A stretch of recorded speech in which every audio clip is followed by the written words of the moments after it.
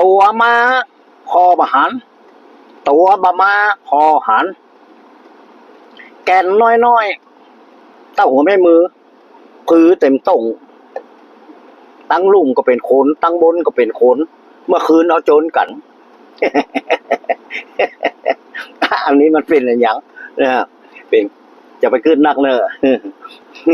น้ำบ่อใส่จิ้วยูเอาน้ำมาลิ้วมาแวดยุบก้อยวางดังยา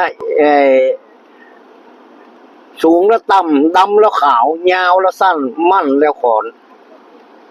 อันนี้คือเป็นคำปริศนาเกี่ยวกับคนนะครับ เกี่ยวกับคนคำปริศนานี้สมัยก่อนดึกๆดำบรรพ์คนโบราณแต่ก่อนเนี่ยละอ่อนไปเล่นกันที่กลางส่งก็ดีไปที่ไหนก็ดีบางทีก็คนเฒ่าคนแก่คนใหญ่เหมือนกันนะครับ จะสรรหากรรมโมเนี้ยเอามาตายกันนะครับ เอามาเป็นปริศนาคือมาทายกันเล่น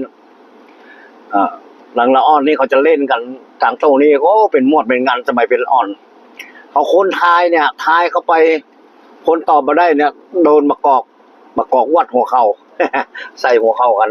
นะครับเป็นว่าใส่หัวเข่าแล้วก็ถ้าหากว่าคนควายแล้วก็คนตอบได้คนทายนะที่หาคำมาทายนะก็โดนเหมือนกันโดนมากอกเหมือนกันนะครับอันนี้เป็นวิถีชีวิตของคนโบราณนะครับที่เปิ่นเล่นเปิ่นม่วนกันนะครับเนาะเป็นคำปริศนาที่มันจะหายไปละโบราณเปิ่นมีแล้วก็ยุคสมัยมาเดี๋ยวนี้ถือว่าเป็นของมุดศูนย์หายเขาดินเขาหญ้านะครับตัวมาพอบหันแต่ถ้าตัวบะมาพอหันนะครับคำทายเปิ่นว่าอย่างนี้คนทายจะเอามาทายแต่คนแก้คำแก้ของมันที่ถูกต้องที่สุดก็คือตัวมาพอบหันก็คือแก่นตานะครับถ้าตัวมาก็คือตามัวถ้าตัวบะมาก็ตาบะมัว